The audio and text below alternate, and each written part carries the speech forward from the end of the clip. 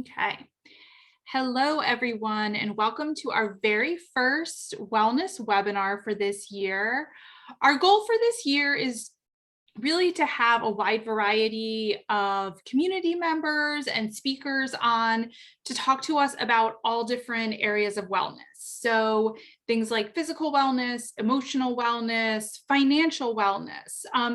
And the goal too is really to give everyone tools for their toolbox. So this idea that we're going to talk to you about things, but then also give realistic ways to start to incorporate these things into your life. And so we thought we would start out with kind of this overall idea of wellness and where to begin, because sometimes it sounds like this really overwhelming thing, or, oh my gosh, I can't possibly add this big thing into my life. But the reality is that sometimes when you take it in bite-sized pieces or you think a little innovatively, it's something that's much easier than you think to work in. So our very first guest is Caitlin Deluca, and I'm going to let her intro herself a little bit, and then we'll get started.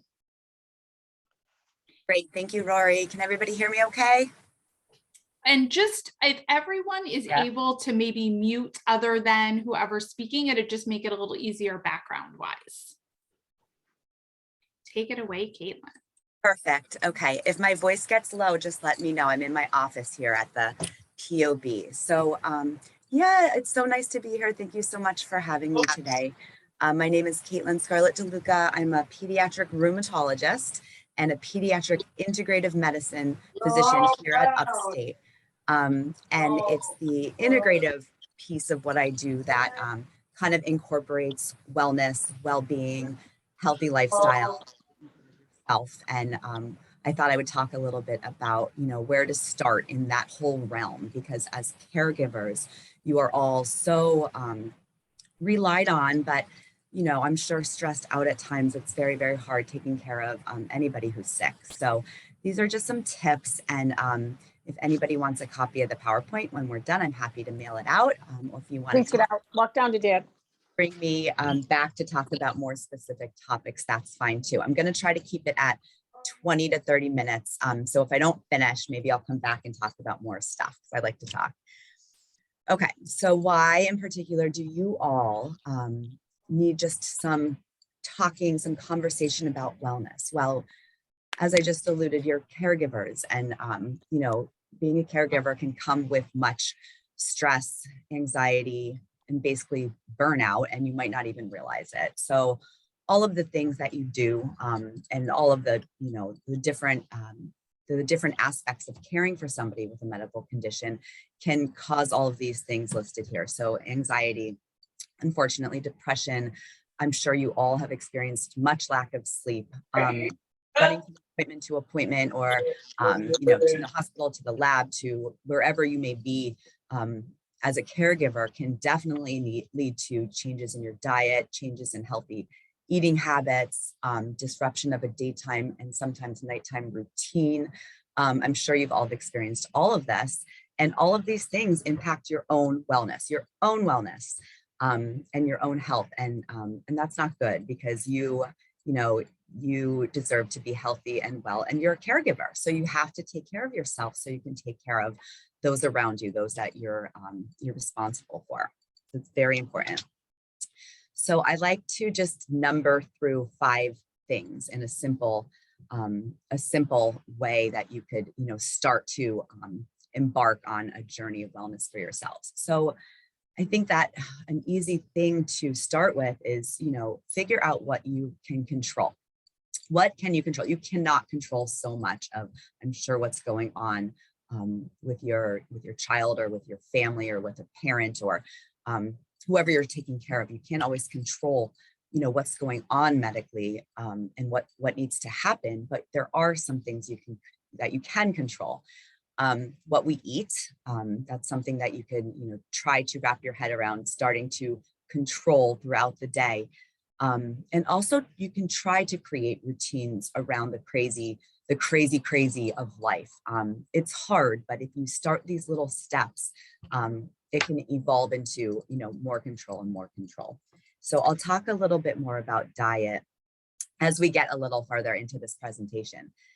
But another thing that we could control when we think about it is breathing.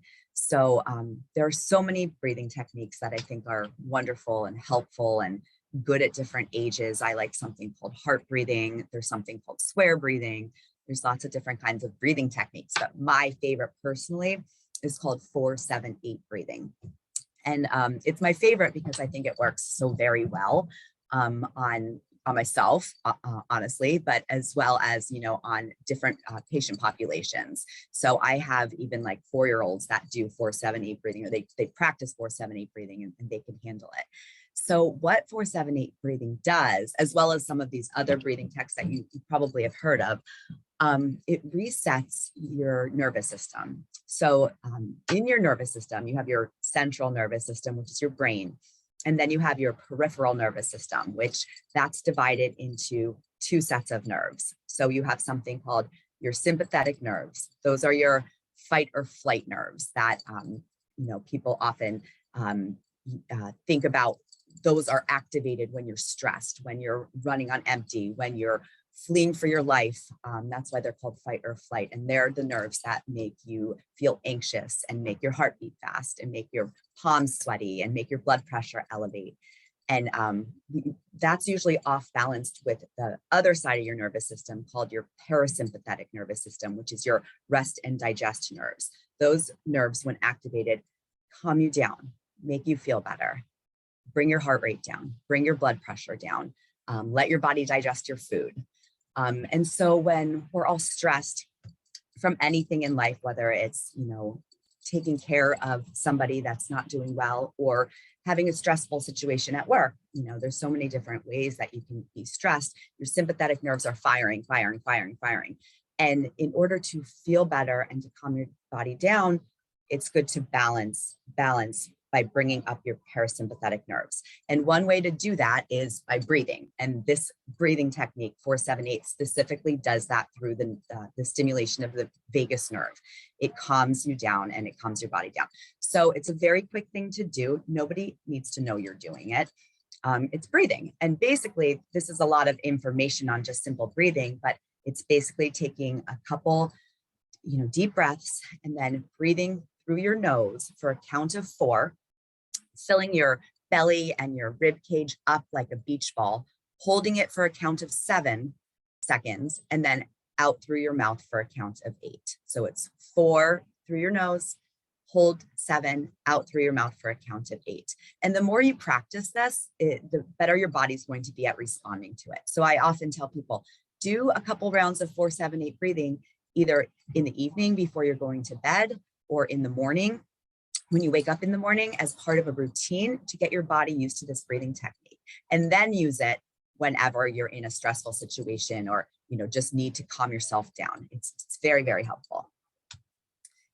Okay, so number 3 step for wellness, I think it's practice acts of kindness. And sometimes that's hard to do, hard to remember to do when we're all living our very busy lives, doing multiple different things, overwhelmed, but actively practicing kindness, if you can remember. And also number 4, actively practicing gratitude.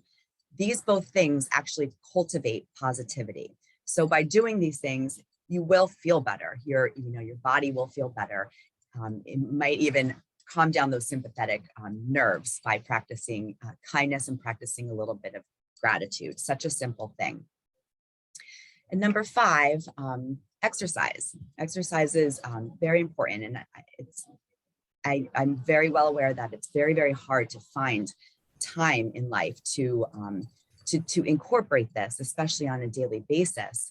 But it is very important, and it helps your nervous system. It helps clear your brain. It helps trigger those endorphins in your brain that, it changes the makeup of the neurotransmitters in your brain, making you feel better, fighting, the anxiety, fighting the depression, even if it's just getting out in the sunshine for a walk. I do a lot of teaching to our pediatric residents here in the hospital, and they're very stressed and don't sleep much at all and don't eat well and all the things that we're talking about. And, I try to tell them, these 5 things, I review these with them as well when I give them their little wellness mornings. But I say, go to vitamin N, go out in nature, try to get to nature every day, even if it's for, a 5 to 10 minute walk. Get outside. I know it's hard to say that. It's February, the end of February, beginning of March in central New York. And it's, this morning I was outside, it was 5 degrees out. It was very cold, but I felt better after getting outside, even if it's very, very cold out. I like to put here, there's a picture of Pratt's Falls right there. It's a lovely state park. I think it's a state park, but a lovely waterfall that's close to where I live. And, just as a picture to remind you to get outside. Also, number 5, sleep. Very, very important. I'm sure a lot of you do not get a lot of sleep, and it is a very important thing. It's good for our minds. It's good for our bodies. I mean, there's more research that's coming out every single year regarding sleep and how it helps, balance our life. And it's very, very important for wellness. A couple other things with sleep and stress management. A shorter sleep duration actually increases the risk of infection. So you need to help keep yourselves healthy because you are caregivers to other people. So all, in the same line of health, wellness, it's important for you to all take care of yourselves. Stress is also a trigger for infection as well.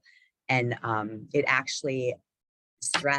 physiologic stress disrupts immune regulation and is specifically associated with pro-inflammatory cytokines.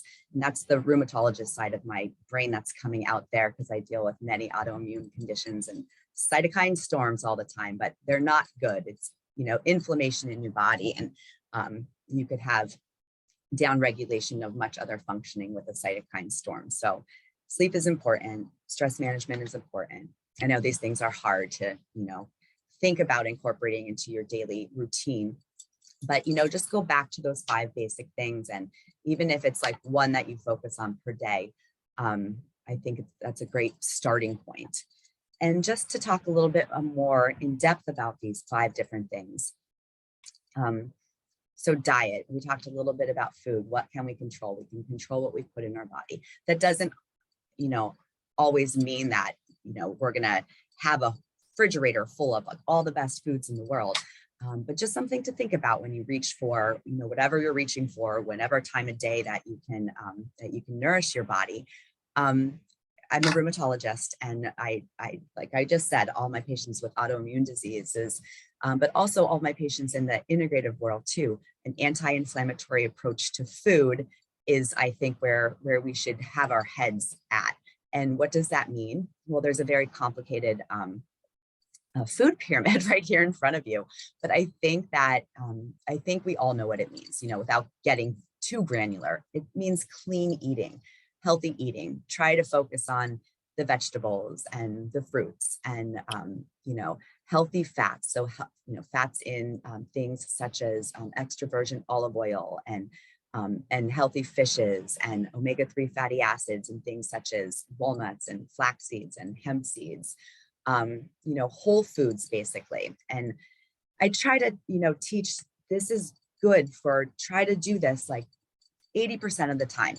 20% of the time, you should be able to eat what you want because food is one of life's joys, of course. But if you have a focus of this, like 80%, 75, 80% of the time, you're doing something good for your body. So this is a chart that I put together too. That's just, pretty simple. What's thumbs up? Unprocessed foods, organic when you can. And I have a trick for that I'm going to show you in a second. Plant sources of protein are wonderful. Herbs and spices are medicinal. They can really help decrease inflammation in your body. Organic free range eggs, if you can afford to buy that, and grass-fed beef. And what's thumbs down? Refined sugars, other refined carbohydrates, excessive anything, excessive salt, excessive alcohol, excessive caffeine, additives, and trans fatty acids. So this is a little trick. There's an organization in the United States called the Environmental Working Group. You may or may not have heard of them, but they're a wonderful group, and they look at different sources of pollutants and food throughout the country. And they have They have an app online. You can access this information at. They also look at different fish and what we should be buying when we're shopping for fish. They have a lot of information through their website and what they're in their app. But they come out with this thing called the Dirty Dozen and the Clean 15 every year. And basically what it is, it's the Dirty Dozen are fruits and vegetables that have the highest amounts of pesticides. And if you can buy organic, this is where you should focus on. This is where you should spend your money on organic. And the Clean 15 have little evidence of pesticides. And, you can feel pretty safe looking at the Clean 15. And they have an app just for the Dirty Dozen and the Clean 15. And sometimes I even think it's hard to remember all of these things. So that's just a nice little trick. Another thing about food, back to our roots, back to how we ate like decades and decades and decades ago, fruits and veggies, nuts and seeds, fermented foods. Apple cider vinegar is so good for your body. It helps also reduce your sugar, your glucose in your body, and helps your insulin work better. Lots of water and whole grains are really important. Superfoods, if you want to go that far, are those seeds that I just mentioned, chia seeds, flax seeds, hemp seeds, very rich in omega-3 fatty acids. Pumpkin seeds has many different nutrients in it as well. Whole grains, seasonal fruits and vegetables. That's how I try to do it in my household. We have 4 seasons here, and so you get a lot of variety throughout the year, and it's less expensive to shop seasonal, which is great. Goji berries are very potent antioxidants, other dried fruits as well, spices and herbs. So turmeric, cinnamon, garlic, and ginger are 4 of the most potent anti-inflammatory foods that you can cook with. You can take supplements as well. That's a whole different conversation. But if you can cook with, one of these 4 every day, that's a big bonus. That's a huge dose of anti-inflammatory effects for you and for your family as well. Nuts are wonderful. Oils, so try to stay away from the seed oils, and things like extra virgin olive oil are wonderful, and sprouted beans and lentils. Okay, so movement therapies are another category that are very, very wonderful for overall wellness and decreasing stress. And I'm going to start with yoga. There is a lot of information on this screen. I don't expect you to need to know all of this, but I'm an active yogi, and I started practicing yoga when I was in my fellowship in rheumatology. It was a very challenging few years of life. And yoga, I used it as my stress relief. I used it as my exercise. I used it as my meditation, actually. And there's over a dozen different kinds of yoga. I always say there's a yoga for everybody, and they have it free now. So streaming online, there's several different websites that I recommend if you kind of want to dabble in it, but it's very, very good. It's good for range of motion and getting yourself more flexible, but it's also been shown to decrease stress actually through the nervous system and decrease the sympathetic nervous system response that I just talked about, your fight or flight. It's also been shown to decrease cortisol. Cortisol is that hormone in our bodies that's like spiking when we're stressed and we're anxious. As well as blood glucose. It's very good for relaxation, for decreasing your resting heart rate, decreasing blood pressure, helping with overall fitness as well. It's a wonderful practice. It's something to think about. Some people would rather try Tai Chi, which is also another traditional Chinese movement therapy. We did some studies where I did my rheumatology fellowship looking at Tai Chi in adults with rheumatoid arthritis, and they were published in very good journals that that doing a regular Tai Chi practice, like 3 or 4 times a week, can decrease pain. That also decrease inflammation if you do have arthritis. So other mind-body therapies can help with regulating stress, reduce inflammation, and other symptom management. There's something called guided imagery. Guided imagery is a form of meditation. So I always like to think about it like meditation is like this big umbrella of a practice, and there's many different kinds of ways to meditate. It's not just, the Buddha sitting on the pillow for, 24 hours, in the zone. there's many different kinds of meditation, and guided imagery is, I think, one of the simplest forms, and it's very easy to use. And, meditation has been around for, thousands of years, and only in recent decades they've studied it, and they've shown that if you meditate for 10 minutes a day, you actually change the makeup of your neurotransmitters in your brain. I think that's so fascinating and so amazing. I mean, that's what anti-anxiety medicines do. That's what antidepressant medicines do. And you can do this naturally, help yourself out, help your whole body decrease the stress by just doing like 10 minutes of meditation a day. So guided imagery is when you listen to a meditation and you kind of turn off everything that's going on and you just listen. It's very easy. You just listen to the journey. And there's many different, these days we have many different ways to do this. And apps are the easiest way to go, because almost everybody has a phone that's a smartphone these days, almost everybody. And this is one of my favorite ones. It's called Calm. It's free, but you can upgrade and pay for, I forget how much it is a month, but pay. But they do have enough on there that it's free.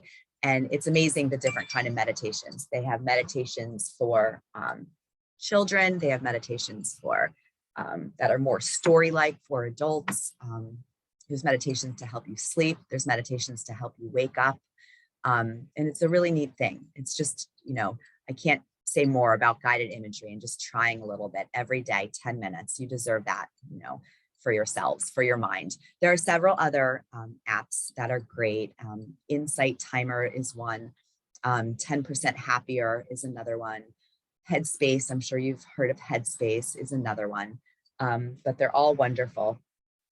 And I would highly recommend trying them out. And then there's music therapy. So music therapy, obviously, I think we've all experienced listening to some music and changing your mindset for the day, right? Just making you feel happier, making you feel calmer, sometimes making you feel like you want to cry, sadder. But music is a type of therapy, and we've studied it. They've studied it in many different situations. Patients with chronic pain, patients with anxiety, patients with procedural related anxiety in the hospital, patients in the ICUs, patients in the NICUs, and it's all positive stuff. So don't be afraid to jam some tunes if you need to on a really stressful day. And I was going to end with a little bit of talk about aromatherapy. Rory, do you think I have time for that? Yes, absolutely. Okay. So I love aromatherapy. I think it's just such a simple tool that we can all use or try at least, that can really change, your feeling or the feeling in the room of a day. If you're having a day that starts out in your household as stressful, just putting on some essential oils. So essential oils are oils that are derived from things in nature. And I'm sure you've seen the little bottles of them. I don't have any at my fingertips, but they're like little bottles. And so things in nature such as fruits, plants, herbs, trees, tree resin, flowers. I like to think of it as nature's medicine. And you could use them in many different ways. I'm sure you all have maybe some soap in your bathroom in your house that has some essential oils in it, but people use them in massage oils, in body lotions, in bath tub washes and bubble baths, room sprays, compresses, and body mists. And so how do they work? Well, when you apply them topically, they actually penetrate your skin. They penetrate the epidermis, and the small molecular size and lipid solubility, they actually get absorbed right to your nerves and to your lymphatic system and to your capillaries. And when you breathe them in, when you diffuse the oils, I like to use that application often. I have a diffuser right here in my clinic, and in our integrated patient room, we have a diffuser. And sometimes I bring diffusers to the hospital if I get consulted and the family wants to learn a little bit about essential oils. But they enter through your lungs when you breathe in the essential oils, and then they get transmitted to into your bloodstream and into your nervous system and your brain. And they actually support psychoneuroimmunology. I know that's a big word. But basically, by stimulating the sense of smell, aromatherapy can benefit many things with your mind, your mind, your memory, your mood, even immunity and general physiology and respiration. I could talk about essential oils forever. These are the top 10. I'm sure you've seen some of these before. Any kind of citrus like lemon, bergamot is one of my favorite citrus oils, sage, frankincense. You can only use a tiny bit of frankincense if you're diffusing it because it's a heavy one, but it's nice to blend. Ginger, lavender, eucalyptus, peppermint, rosemary, and tea tree. And so what kinds of things can we do with essential oils? Well, we can use oils to help with burns, for depression and anxiety. I think they're a wonderful tool for the treatment of different skin disorders, for preventative health, massage and fitness. You could use that in combination with meditation and for general stress reduction. So these are just a couple examples of common oils that we use for specific situations. So nausea, so mints can be very, very helpful for nausea, chamomile and basil. Sometimes citrus can be very helpful for nausea too, depending on the person. Everybody's a little bit different, so it's fun to play around with. Pain, a lot of our pain patients, we use a lot of the mints, wintergreen, even peppermint, birch. For anxiety, my favorite anxiety blend, I often have it in my office, is lavender with a little bit of citrus like bergamot or lemon or orange and a little bit of frankincense. But oils can be very helpful for insomnia too. And we just talked about how sleep is so important. I usually do in my house with my children, like a lavender with a little bit of bergamot, but a lot of people like marjoram and sandalwood as well. And then, different hormonal fluctuations, it can be very beneficial for that as well. So the respiratory application that I was talking about, diffusing it into the air, what you would need to do is get a diffuser. So, it works by ultrasonic diffusion, and it's great. This is an example of one right here. They come in all shapes and sizes, and basically it's just a well and you fill it with water. Everyone's a little bit different. And then you put a couple drops of the oils in that you want to use. These are just a couple other examples of what diffusers can look like, but you can get them for pretty inexpensive cost, which is good. And these are just examples of like blending with, I have a lot of my residents and my patients don't know where to start. So I just give them examples, but there's lots of books out there. There's lots of free information on websites as well. Caitlin, we also had someone just ask like where some places where they could get oils. Okay, that's a really good question. So there's so many different brands of oils. My nurse, Vicki Keeler, and I like to try all the different ones and look at them. And so, I mean, the list is endless of oil brands you can buy and find. I always like to say that make sure when you buy an oil, it says 100% therapeutic grade. It's very important, 100% therapeutic grade. And I think it's better to buy just plain oils and blend yourself rather than you can buy blends already. But often when you buy oils that are blended already for you, there's an additive, like a filler to kind of hold it together where you can just blend direct oils yourself. And it's a very nice way to use it. So types of oils, you can buy some online. You can find them now in many of our local stores. So places like Target, TJ Maxx, Marshalls, they all sell essential oils. Wegmans actually they sell one line of essential oils. The company is called Aracacia. And every Wegmans I've been in, I always look for it. They always have them. And it's a pretty good company and it's pretty middle of the road pricing. So that's a nice little bonus if you're at the grocery store and you want to buy some lavender. That's really good. And then there's some online only companies. Young Living is a really good company and doTERRA is a good company. Sage, SAJE is another really good company. So there's lots of options there to get started. Awesome. This was so incredible. I love the 5 steps, all the different pieces. Does anyone, before we kind of begin to wrap up, do we have any other questions? I always kind of want to hum the Jeopardy music during this time. My dad would be so proud. This may be a little off topic, but are you seeing kids again in office? Or is it still virtual? Melissa. Hey! Good to see your face. We are. So it's March tomorrow, right? Happy Marvelous March. So we got the okay to start seeing patients in our office. I'm doing acupuncture again. Actually, my first acupuncture is this Friday. And Vicky's seeing her healing touch and her reflexology patients starting this week. So we're really excited over here. It's been a roller coaster. Yay, good. Thank you. Of course, it's good to see your face. Yeah, you too. I was so excited to see the advertisement. I was like, oh my gosh, I gotta make time for this. Thank you. All right, well, if we don't have any other questions, Caitlin, I would love if you could share the PowerPoint. That would be incredible to be able to send out to our families. I'm gonna stop the recording.